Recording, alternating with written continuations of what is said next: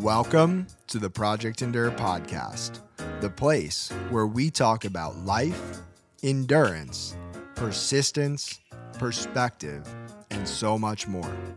I'm Joe Rinaldi, and I'll be your host. Let's jump in. Before we get started, let me share a quote with you. The great Les Brown once said, "You can't see the picture when you're in the frame." If you've felt stuck in your fitness, mindset, or life as a whole, head down to the link in the show notes and reach out to learn more about Project Endure coaching so that we can help you step outside of the frame and bridge the gap between who you are now and who you want to be. We can't wait to hear from you. Now, let's get to the episode.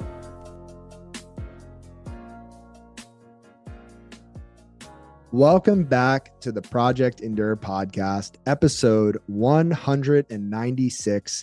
We have myself, Joe Rinaldi, and also in the great city of Philadelphia, we have a very, very, very, very special guest, Erika Tvedten. Erika, how are you? Hi, my friend. I'm very excited and grateful to be here and talk with you. I feel the same. And the last time that we saw each other or talked to each other, we were running 24 hours up and down the art museum steps. How have you been ever since? We were indeed in the pain cave for many, many hours, but I have been great since, kind of doing the same things, almost at the goal of why I was doing those training steps was for this 100-miler, which will be in 2 weeks, but we're streaming along. We're doing all the things.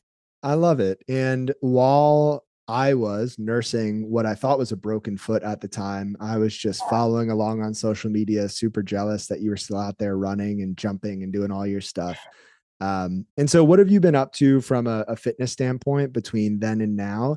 And then also tell us about what you have between now and the 100, because you're running a race this weekend. I am running a race this weekend. Also, I cannot believe that you were in a boot just doing a mile. That was insane to watch, but obviously we are friends because of that exact reason. We like to do hard things and challenge ourselves. So since September 13th, gosh, that feels like a million years ago at this point. I have been kind of traveling all around the country because I'm currently in the middle of applying fellowship for dermatologic surgery. So I've been out to Utah, down to Florida, all kind of all over the country for interviews, and then done a couple of High Rocks races in between. I did High Rocks Boston, High Rocks Atlanta, and then this past weekend I did High Rocks Chicago, those are a lot of fun because it's definitely a different type of workout than the constant running, but also been getting on the trails for my long efforts, long hours with my other 3 best girlfriends who are doing this 100-miler with me in 2 weeks. And then this weekend is one of the best marathons in the world, Philadelphia Marathon. So tomorrow I'll be running the half marathon and the 8K. And then on Sunday, you'll see me in the Lorax costume running for the full marathon with one of the other girls who's running the 100-miler with me. So lots of fun to be had this weekend. So the reason I asked that question is because I think you just gave us the perfect snapshot into the chaos that is your life. And before I dive far into that topic with you, maybe we should step back. And if people are listening and they don't know who you are, how would you introduce yourself to someone new? If I'm just meeting you, I'm going to say hi, I'm Erika, and then probably want to get to know you. But if you ask me further questions, I would say that I'm a dermatology resident. That's my full-time job. I work in Camden, New Jersey, but I've also had the privilege of serving the Bronx and then Metro Detroit area as a medical student. So I really like serving those underprivileged populations. And then on the side, I do a little bit of chaotic endurance training just to remind myself that I can do hard things and that shouldn't take myself too seriously. So that's probably what I would give a breakdown of who I am. So I'm going to ask you a vulnerable question and we'll Okay. see where it takes us. But Okay. on the surface, right? You seem like you've got it all going for you, right? You are an athlete, you are a doctor, you are outgoing, you are empathetic, you care about people. You do and you seemingly do it all very very well. Behind the scenes, what's one thing that maybe people wouldn't see but you would share and say, "Yeah, I'm not perfect because this." Of course, yeah. So this is why I do post on social media, because I do not want people to think that I have it all together, because I absolutely do not. And a lot of the times when I'll either post will go viral or people will be like, "Oh my gosh, I can't believe you're doing it all." Or even some of my mom, my friends, they'll be like, "I can't believe how much you manage." And I just want to remind people that I don't manage it all. There's a lot of times that I'm highly anxious that I'm not going to match, or I've done something wrong, or I've dealt with anxiety my whole life.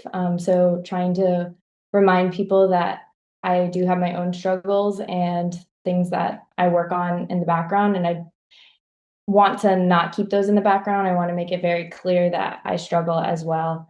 But I also want to make it clear that when you put your mind to something, you can do it. And it's really all about, I've lived my life kind of through mindset, and a lot of the ways that I've gotten through the anxiety is working through what the scary parts of my brain and kind of putting into perspective of why am I anxious about my loved one going and doing something, or why am I anxious that I'm not going to be able to match, and they're all for good reasons. And so when I can put that into tangible context, it helps with my anxiety. And that's also kind of why I do a lot of this endurance sports. It makes what my brain makes big things, or makes something seem like a big thing.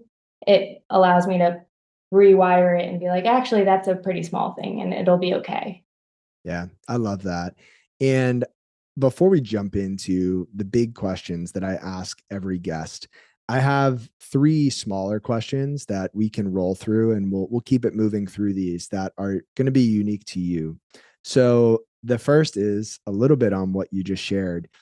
Do you in any way shape or form see running as an extension of medicine, but almost like it's treating or helping or healing a part of you that medicine can't reach?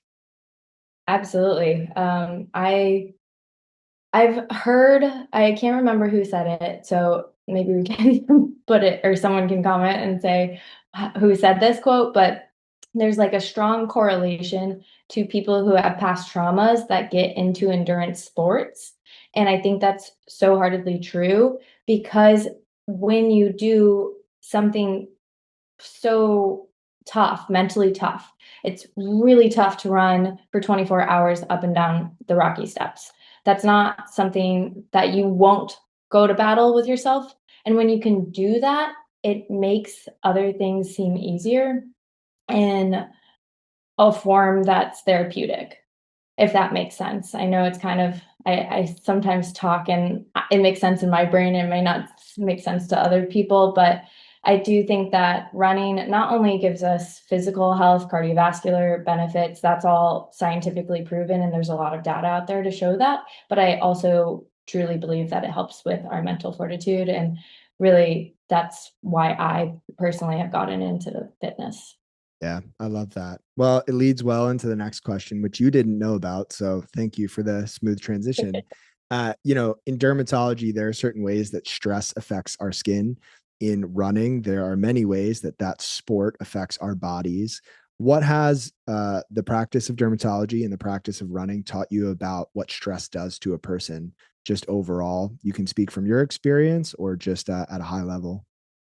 Yeah, there's a lot of data out there to show that stress is a trigger for things like psoriasis and certain flares of the skin. And so to find ways to lower that stress, and some people may not find fitness to be a stress relief. They may have to force themselves to get to the gym, and over months to years they begin to enjoy it, so that might not be their stress relief. And but there are some people that find it to be helpful, and in certain cases, I haven't read any studies that have shown that exercising can help your skin, but I would like to think that reducing that stress load in lot like by default will help with a condition like psoriasis, which flares with stress. Yeah. But also see your dermatologist. Yeah. Well, I was going to say on the stairs, I know one thing that was not great for my skin was I did not reapply sunscreen as often as I should have. You were there. If you weren't there, I wouldn't have put it on at all. But you were there. So I put on some. I put I'm on glad some. I'd be a positive influence. Very positive. So then the third small question, what parallels do you see between caring for the skin and caring for ourselves? How is there a crossover between those two worlds, would you say? So all of this takes time and effort. You have to want to take care of your skin. You will want to take care of your body. So as much as I can give advice and tell people to wear their sunscreen and protect themselves, or, these certain lifestyles can help reduce your mortality risk and things like that. Unless someone is wanting to do the advice that I'm giving, it's not going to, it's up to them. So I think someone who cares for their body is more likely to care for their skin too. And sometimes it comes down to the basic resources available to them. Do they have the information that they even know they need to apply or wear sunscreen? There's a lot of misinformation out there on social media, and that's another whole segue of issues that we've been trying to tackle as professional societies and trying to help to limit the misinformation that's put out there. Because if you don't know that this is wrong, and someone that seemingly is an expert when they're showing what they're seeing on social media, then you're going to believe it. And that could be very, very harmful and very detrimental. So it is a tough situation, but hopefully you can follow some, um, you know, certified doctors, people, and get your advice and through the right resources, or talk to your doctor, your family practice doctor, and say, hey, I saw this on social media. Is this true? So those kind of ways to protect not only your physical health, but then also your skin health. Yeah. And I think just to extrapolate to life before we move on, you brought up a good point, right? You can give someone the right information, you can give someone great guidance, but unless somebody is willing to change their behavior deep down inside, a lot of that doesn't matter unless it's applied. And I think the old saying is you can lead a horse to water, but you can't make it drink. And that can be challenging as a doctor, as a coach. But we do our best, and with that being said, we'll dive now a bit more into your life. And I would love to know, when you look at your life up until this point, Erika, what's the hardest thing that you've ever had to handle that you did not get to choose for yourself? Tough questions. And you could sit with that for, seconds, minutes, and I can stall for us, or we could just sit here with a little bit of silence, because I think the silence is good. And maybe while you're thinking, people out there can think for themselves, what's the hardest thing that you've ever had to handle that you did not get to choose for yourself? So I think for me, and this is going to be very vulnerable. So any person who's in medicine or a medical student, who knows how the match process works, you basically, and for people who don't know how matching as a medical student works, basically all the places that you interview at, you rank on a list. And then all the places that interview candidates, they rank all the candidates that they have interviewed. There's this algorithm match AI magic wand thing where it matches all of us, and you open up on match day and you find out where you're going. And for me, I did not match at my number one spot. And I think so many medical students they see the people who get their first top pick, or even if someone didn't get their first top pick, they may act like they got their first top pick, because they don't want to seem like, oh, I didn't get my first choice. But I'm here to say that I didn't get my first choice for my dermatology residency, and it has been one of the best things that has worked out for me. I am so grateful to be at my program. And I think that kind of goes back to you, everything happens for a reason, and you can make the most of the situation. You don't necessarily have control over which on your rank list you're going to match at. But when you walk in with an open mind and then you find the pieces of that program that you love and you really dive in and you give your full self to that situation, you can come out on top. And I think I probably would have not been happier at the other place that I had ranked higher. So Yeah. that's probably the hardest thing I've done that was out of my control. So rewind a couple years, I wouldn't have understood why that was such a hard thing, if I'm being honest. And however, my younger sister Danielle, if you listen to these, I hope you do. Yeah. Yeah, she had her match day last year, and I drove down to Virginia. She went to UVA for med school, and I didn't know what to expect, but I walk into this auditorium and I was a bit late getting down there. So it's already started. And like they're calling people's names to come up and get their envelopes, and they're not allowed to open them until everybody has their envelope. And like you just hear the roar of this like stadium of like people, like it's like raucous, it's crazy. And so anyway, everybody gets their thing, they go outside and they all open it. And there are people jumping up and down, screaming. There are people on the ground sobbing. Like Yeah. it is so emotional. And you've poured at that point so much of your time, energy, resources, heart, soul into this thing. And then to not get what you were hoping for, you wanted, is heartbreaking. And so I would love to hear, if you go back in time, what was the reaction? What did you feel when that happened?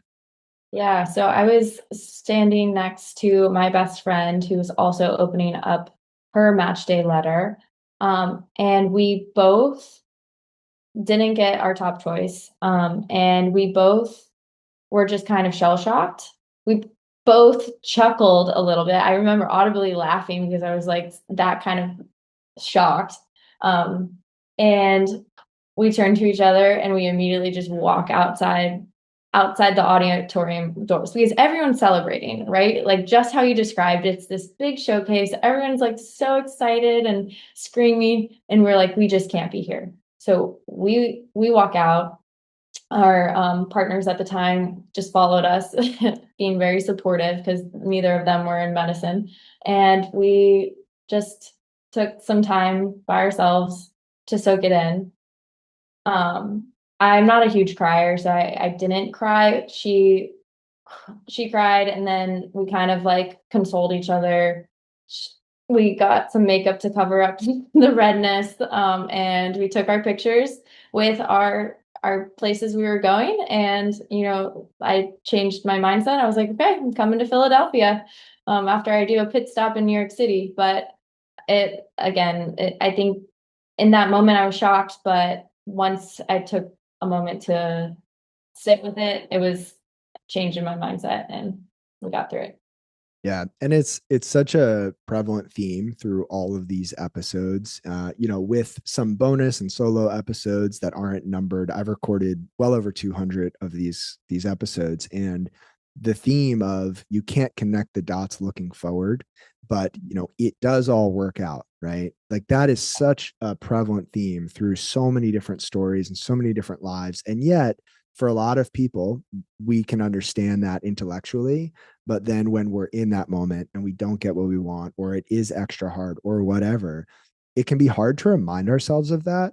How how did you flip the switch so quickly? Or what is it about your life, your upbringing, your makeup of who you are that allows you to say, okay, we're going to Philadelphia and I'm going to make the best out of it?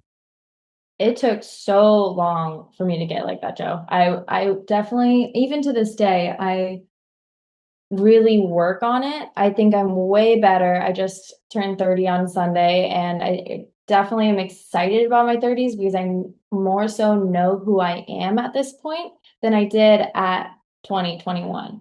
And my personality at 2021 definitely wouldn't have been that stoic. It wouldn't have been, okay, not what I expected, not what I wanted, but how do we change this? How do we make this to be a positive thing? How do I spin this to be the best possible thing? And it was just, I think, just experience. Honestly, I do have a wonderful support system at home and great family that I can lean on. in those moments and they can help guide me. But I do think it was more so just time and then getting to know who I am and how I can be the best version of me. And when I learned that handling situations in that way does make me a better person, and the outcome usually is better in my favor when I treat it that and those aspects, that's kind of, I guess, how I changed my mind to handle it that way. I love that. It speaks very well to a word that I've been fixated on for the last week. It is so random. I promise there's a point. The word is abracadabra. And I think when I was a kid, I loved magic. I'd hear that word here and there. Haven't thought about it for 20 years, but I came across a post, I dug into it, and the word abracadabra has an Aramaic root word, which means I create as I speak. And I love that concept of I create as I speak, the words that I use externally and internally, the dialogue, the narrative that I choose to put into the world or into my own mind, that creates the world that I live in. That Yeah. I can change things with the words that I use. And I think that narrative of I will make the best of this, I can grow through this. This is going to make me a better version of myself. Those words are creating the very thing that they're saying. And I think it's just so important. Obviously, I'm fired up right now, but I just think words are so important. And it's cool to hear that you have that narrative. I love that because as you're saying this, it's reminding me that things like this podcast, things I was listening to people who I wanted to be like and aspire to be like, and those exact teachings of okay, change your mindset, change how you speak or how you want your journey to look, and that's how it'll be. You know, speak it into existence and it'll happen. And so, as you were saying that, as I was listening to you, I was like, this is how I became who I am because I listened to podcasts like this, the exact one that we're on. Mm, So I think it is important to keep listening to motivational people, people who inspire you and you want to be like, mm. similar to how you surround yourself with the people that you want to be like, listening to, getting advice, getting motivation from those type of inspirational people are is important. Yeah. And that's why I feel so privileged to have a podcast like this because I get to be on the receiving end and part of conversations like this. And I hope that that value for people listening is the same as the value that I get and that hopefully the guests get. And there are two other words that I've also studied this week. So I'll throw them in Okay, here. let's hear it. So one is compete, and the Latin root for compete, I believe, is pronounced competere, Okay. and it means to strive together. And I think I've spent a lot of my life thinking that competing meant competing against, I need to beat someone, I need to be better, I am against someone. But the root means to strive together. It means I want to be on a path with other people. And I think it's one thing to listen to conversations like this. And that is also how I've shaped my mind and my life. But if you can get in a room with people like that, if you could be around people like that, if you can strive together with people like that, it takes everything to another level. And I know that you do that because I see the circles that you run in and the people that you're around. So I'd love to hear your thoughts on that. Without a doubt, I totally agree. You are who you surround yourselves with. And to that exact point, too, if you keep people around who are dragging you down, too, that is also going to change who you are. And it's always hindsight's 2020. And when you leave a situation where you may not have been your best self, you don't see it until you've left and you're like, oh, wow, that was pretty bad. But it's just a reminder to everyone that if someone isn't making you better, if you don't notice yourself improving or you're kind of stuck, that it's okay to cut those ties. It doesn't mean you're a bad person. It doesn't mean you're a bad friend. But keeping yourself tied to that person may actually drag you down. And so finding people who have the same goals as you or the same type of passion for helping others or serving a certain community, that's exactly this type of people you want to keep in your corner. And I totally agree. Yeah. And I gave you zero heads up about anything I was going to ask you or say, but Yeah, or your vocabulary lesson. you just used the third word. So abracadabra, compete, and passion is the third word. And just before I go into the root of that word, I have walked that path. I'm sure you have, but that path of I'm around people who I'm used to being around, but they are not going the same places that I want to go. And therefore, I need to create some distance. I need to cut some ties. And I want to point out for anybody who hasn't done that yet or is thinking of doing it or is doing it, it's a hard thing. And sometimes before you reach the new group, you're in this middle no man's land where you feel isolated or alone. And I promise you, if you're sure inside that this is the right direction, you will find the right people and you have to stay on that path. Don't go back just because it's comfortable. You are so right. And to be very vulnerable again to the audience, I just went through this exact thing. And not only did I cut ties with some of my close friends who just weren't the right people for me, but I also cut ties with my long-term partner for many, 3+ years we lived together. And it was about a year that I was in this limbo period that you're talking about, Joe. I was lost. I was concerned I didn't make the right move. And sometimes you have those self-doubt and that experience, especially because I went through a lot of random trauma in the middle of that. I had a lot of close young people die in my life. So it was a really awful year, but to your point, I knew what I had done was the right move. And I was so sure of myself and who I wanted to be as a person. And now I'm at a way better place. I have a partner who is amazing and really makes me a better person. And that's all I wanted. And so as long as you kind of know who you are and you can keep trudging along and get through those tough times, you will find your people, you will find your circle, you'll find your community, but just trust that it may take a little bit of time. And that's so scary. That's such a hard thing to do. It's terrifying. But when you come out on the other side, you realize all of it was worth it. Yeah. I think this ties in so well to the Latin root for the word passion, which is passio, and it means to suffer. And passion is not something that you feel great about all the time, that is enjoyable all the time, that you are just so fired up to pursue all the time. It is something you are willing to suffer for.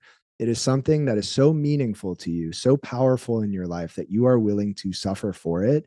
And I think that having a passion, choosing to be passionate about growing into the best version of yourself is one of the best passions that anybody could choose. And you have to suffer for that at times. Without a doubt. Yeah. I didn't realize that was the root of that. But it fits in so perfectly. Yeah. So, All the and yeah. my toxic trait, although I haven't acted on any of this, is every time I think of, the word abracadabra, I'm like, such a cool word. That's such a cool meaning. I should get that tattooed somewhere. And so my toxic trait is to think I should get everything that means something to me tattooed somewhere on me. Yeah. And I haven't, but someday maybe I will. But to keep the conversation going, the next question that I ask every guest is, okay, we talked about the hardest thing that you've ever had to handle that you did not choose. But what is the hardest thing in your life that you have chosen to do on purpose? And why have you chosen to do that thing? And while you think about your answer, you can give me multiple. It does not need to be physical, although it can be. And I want you to think about maybe something we haven't already hit on, if that's possible. So, what's the hardest thing you've done on purpose and why? That's so tough, Joe, because I just talked about it. I think it was that, yeah, I know. I think it was when I decided to leave. And I think Let's it's let's just dive into it because we didn't really dive into that. okay. I think that I don't, it's hard. This year has been really tough for me. But that's the scary thing, right? And I think that's also why I do so much of this endurance sports, because when I think back on my 100-kilometer race, that was super scary. but I got through it.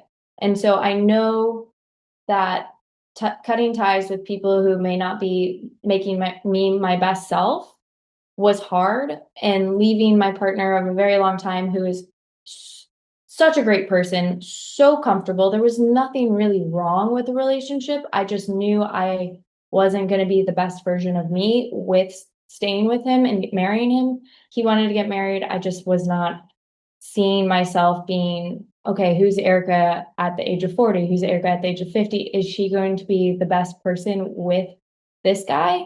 And the answer was not hell yes. It wasn't even yes. It was maybe. So I had to make that really tough decision to leave. And that's scary. I mean, I was 28, 29. I'm in full blown career at this point. If I want a family, females, we have a biologic clock. And I had to be okay with saying, I'm okay with being completely alone if that's how this ends out. Will I like me when I look in the mirror? Will I be happy to see who I am looking back at me? And am I going to be the best version of me? And the answer was no. So I left.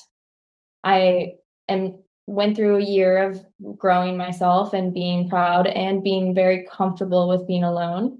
And I think because I knew who I was and who I was standing alone and being by myself, it allowed me to have an open heart and be able to connect with people, friends who truly make me better, and to meet someone who is exactly who I need as a partner in life and someone that I want to, will make me better at the age of 40 and 50.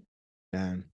So I'll bring this to a point in my life that is relatable, very different, but relatable. And then we'll talk more about all of it. But when I was, so I graduated grad school. So come out of school, you've got your doctorate degree of physical therapy. It's a big deal. You work really hard for it. Then I start working. So I'm in a clinic and it's really exciting at first.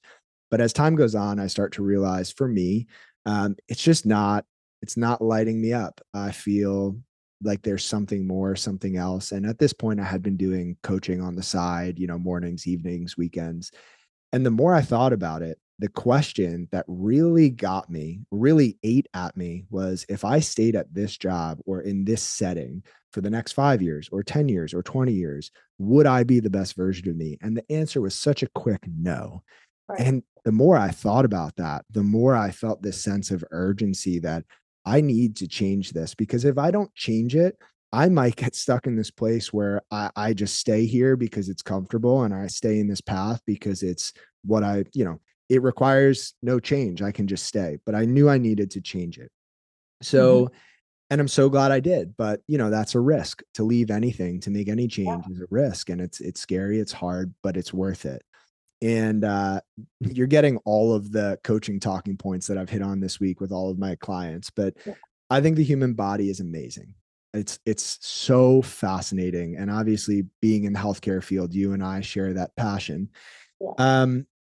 The lungs, I think, are really good teachers. And the analogy that I'm going to go with here is that the lungs, we're not thinking about this, but in order to take in another breath of air, the lungs have to let go of what's inside of them. It's kind of like this act, right? Every exhale is this act of faith that we will be able to take another breath. And over and over and over, we do that every single day. I don't know the number. I'm sure somebody would no, but thousands, tens of Cat, what's the thousands. number? Yeah, whatever it is, reach out to me if you know the number. But it is just amazing. And I think we as people have to be able to make the conscious decision to exhale, to let go of the old in order to receive the new. And again, it's scary, but it's an act of faith. It's an act of trust. And I'm curious what that trust or faith or, however you want to phrase that looks like in your life. How do you make sense of that, the trust? I think you just got to believe in yourself. That's the only trust that I could rely on, is I knew who I was, and who I wanted to be. But it is, like you said, such a risk. I also you brought up a good point that things are comfortable. Why would you want to leave that? But I have also learned that when you put yourself in uncomfortable situations, you don't break, you change, you adapt, and you usually grow and become a better person. And I think that's such an important point that helped me become okay with my decision to put myself in this severely uncomfortable spot in life. Mm. To know that, okay, I'm going to change. Something's gonna look different. And I believe in myself to adapt and come out on top. But there's probably some very cool saying out there that I've heard that I drew from. But uh, they're like, you're gonna bend. I'm not even gonna try. I'm not even gonna try to give a metaphor, but basically just knowing that when you do hard things, it's going to allow you to grow.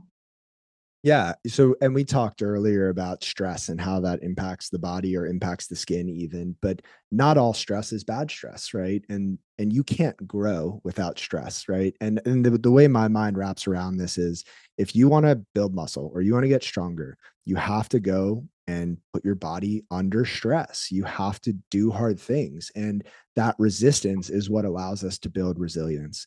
And you can't have that strength without struggle. It's just not possible. That's just not how it works. And there's a phrase that I wanted to look up, make sure I had it right, from episode 4 of this podcast. So way back when, 2021, it would have been recorded with Tony Reyes. And he introduced me to a phrase that I love. And it is that comfort is a slow death. And, if you are comfortable, that is great, but you are withering away every day that you don't challenge yourself in some way. It doesn't have to be big, it doesn't have to be massive, but you Right. have to do hard things. Without a doubt. So, one of the hardest things, I think, for a lot of people listening to this is navigating chaos, feeling overwhelmed, right? Feeling anxious. Life is a lot. There's no denying that life is hard, but you seem to thrive in chaos. And I want to learn more about how you view what chaos is, why you're able to live and exist in that realm, in the chaos. And yeah, just tell us more about what that word means to you. I like to say I live in controlled chaos, because although it is a lot of chaos, I am a very organized person. I definitely plan things, and my calendar is jutted out for the next 6 months. And it's not that that can't change and adapt. I'm not rigid by any means whatsoever. And I love to say yes to things.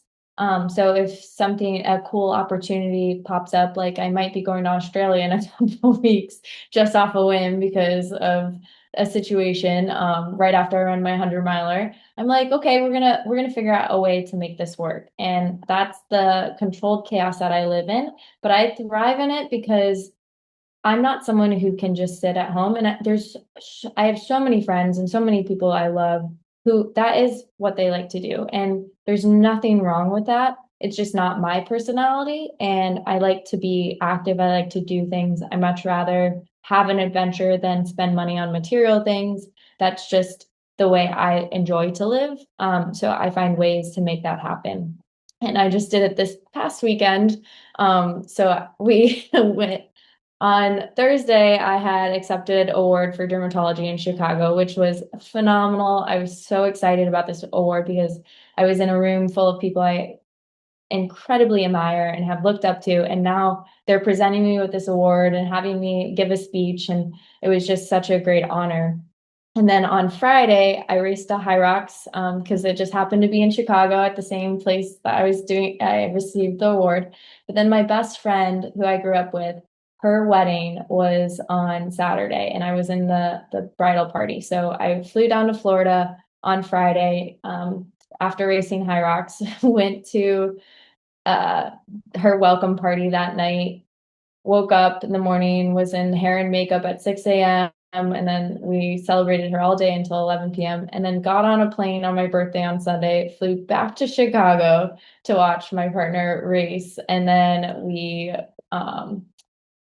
flew back home to Philadelphia the next day on Monday. So that is kind of, I just make things work. I try my best to show up for my people and do things that are important for me. I do say no, but I try my best to make it happen if I can.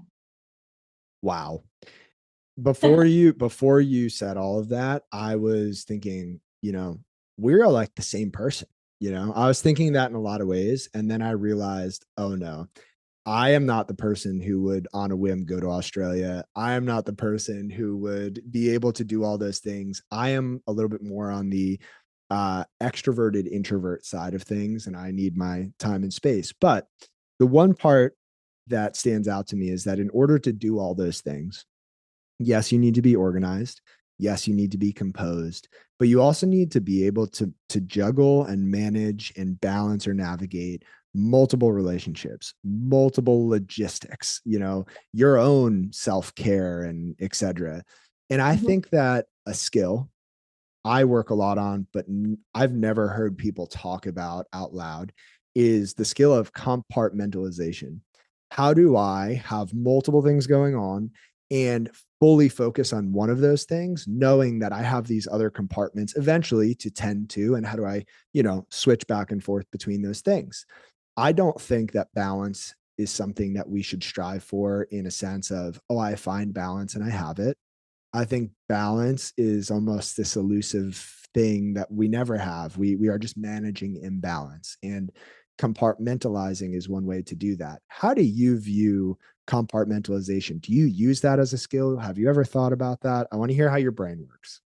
Oh yeah. Oh, you don't want to just don't look too closely inside place for me, but I definitely have to juggle a lot of things. I would say one of my skills is being a multitasker and being able to do a lot, but I also feel like that comes with the job territory. I'm constantly juggling a lot of different moving pieces as a physician and having to manage multiple patients at multiple times.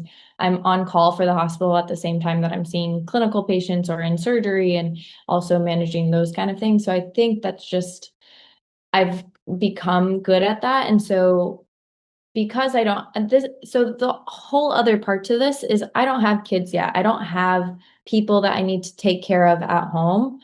So that would be a whole nother level to the organized chaos that I would have to manage and juggle. So right now it's just me. I need to make sure that I have all my ducks in order. My job is, handled, things are going smoothly, and then, I can do all these other things as well. So it's less of a checklist than other people out there. And so I fully recognize that. But I think it is something that I enjoy being multitasking and being able to do as many things at once. I don't do a lot of scrolling on social media or like movie watching or TV shows.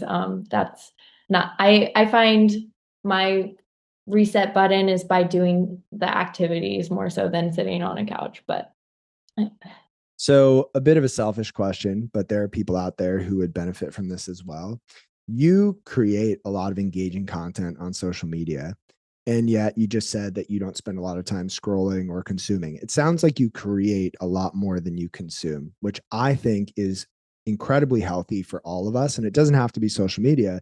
If you love writing, like go write, like don't stop watching so much of this and just go write, like just go create. And so, ha- have you always been like that? Have you ever gotten sucked into the world of social media, or do you have a good boundary there?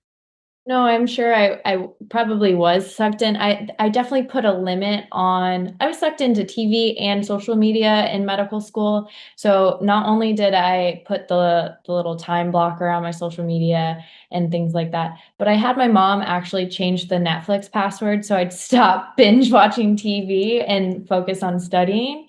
But once I separated myself from it, it was easier to not be so addicted to it. Because that short form content and things that is very addicting. And I do like creating social media or creating content. I wouldn't say I'm a content creator, but it scratches a part of my brain that I enjoy. It is allows me to do that creative side that I don't get in my work. So it allows that aspect. And then I've also, like we kind of touched on in the very beginning, I like to show that I'm not perfect. Yes, it's fun to do all these fitness competitions and go all around the country and explore. And I want to show that side too. That's, that is part of my life. I like to show all the crazy stuff that I'm doing, but I also want to be very transparent, and especially for medical students or pre-med students or anyone who's aspiring to be in the position that I'm grateful and lucky to be in at this point in my life. I want you to realize that there are a lot of hard things that you're going to go through, and I'm going to be super open and transparent about that. And I also want to try to help guide medical students. I love mentorship. I love being able to coach and give guidance on, what worked for me, what didn't work for me, what did I struggle through and wasn't the right move. Hopefully I can help someone avoid those mistakes. So that's why I create social media stuff, and it has been really cool. I've met such incredible people, like so many cool people in my life that I consider close friends because of social media. So there's so many advantages to it. I won't knock it down, and I definitely consume bits and pieces, but I don't allow myself to do it for hours on end. Yeah. Well, we'll keep moving here. I've got two more questions for you. And so the next one is simple. This is the Project Endure podcast. You and I participated in the same endurance event. When you hear the word endure or endurance, what does that mean to you? Similar to the word passion, that vocabulary lesson that you gave me, when I hear endure, I think of suffering. I think of, okay, this is something that you're going to get through, and on the other side there is going to be some benefit or some change, and that is really when I think of like some type of tough endurance event. There's going to be some change at the end. I'm going to be a different person, and that's because I endured that pain. I went through those hours of the pain cave with you on the steps where, throughout the middle of the night. So that's what I think of. Yeah. And I was talking about this topic with someone else last week, and we talked about winning and what does it look like to win? And the conclusion that we came to through the conversation was winning is not necessarily an outcome, it's a process. And I think in a similar sense, endurance is a process by which you get better, you improve. And if you can improve and grow through the struggle, through the suffering, it doesn't matter if you do 50 miles or 100 miles, right? Whatever the target was, if you fall short, Yeah. if you got better, right, because you endured that process, you are winning. And with that being said, I'll just give you a quick shout out. You did how many miles did you end up doing on the stairs? It was 72, 72. Yeah, which is the female record on the stairs. it So is. you have to defend that. Are you coming back next year? Absolutely. I've already marked it off. I love it. And so, all right, last question. People listening to this podcast are all over the world going through all different kinds of things. And a lot of people listening are listening because they're struggling in some way, shape, or form, maybe just a dark season or a tough time. If you could speak to those people who just don't know where to go, they don't know what to do, they're feeling a bit stuck, what would you say? Well, the first step I would say is there's always a rainbow at the end of a storm. So just keep that in mind. Nothing is forever, and that includes really amazing moments too. Those are also going to pass. So try to soak those in, live it up when you're in those happy moments. But when you're in the trenches, if you're going through a really tough time, also remember that it's a finite amount of time. Nothing lasts forever. And to keep yourself getting through those, just remember who you are, lean on the people you trust, and kind of find ways to find happiness, find ways that make you find that light at the end of the tunnel. And that's another, we kind of spoke about it a little bit before, but doing hard things is a way for you to put yourself back in those trenches and be like, remember, I got through this once. I'll get through it again. So putting yourself back in similar tough situations definitely has helped me. So maybe it'll help you. Yeah. And wear your sunscreen. And wear your sunscreen. Everyone, please reapply every 2 hours if you're going to be out on the rocky steps for multiple hours, or wear sun protective clothing. My mind was blown. I think this was maybe the first time we met. I was just, getting to know you, and I had asked a question and you had said, yeah, you should be wearing sunscreen every day. And I was like, what? Like, Yeah. I only wear sunscreen when I go to the beach. Like, that's crazy. So hopefully people have learned many things today, including wear your sunscreen. Or wear the getup that I had. Which is going to be the cover photo of this podcast. So if you're listening, go look at the cover photo. You will see what we're talking about. And Erika, before I let you go, where's the best place for people to follow along with your journey? Oh, okay. Awesome. I'm on Instagram. I'm also on TikTok. I am going through a change of my name on Instagram because again, I'm applying fellowship right now. So it is a funny name. Don't make fun of me, but it's Dr. Tweetybird. So TweetyBird. And then my TikTok, this is why, I'm not a content creator because I don't even know what my handles are. And I can link things down below to make it super easy for people, but Pretty sure it's like Dr. Dot Skin I'm in, but yeah, I don't know. I love it. Well, Erika, I really appreciate you. I am so grateful that we got to kick off a friendship out there on the steps. And I'm so excited for all of the cool things that you're going to do from here on out. And I will be at mile 20 with a confetti cannon waiting for you this weekend, Philadelphia Marathon. That'll be so awesome. You won't miss us. We're going to be in all orange. If you enjoyed this episode of the Project Indoor podcast, go ahead and subscribe, leave a review on your platform of choice, and share this episode with a friend. It helps us get more conversations like this out to more people like you. We appreciate you, and we'll talk to you next time. And one more thing.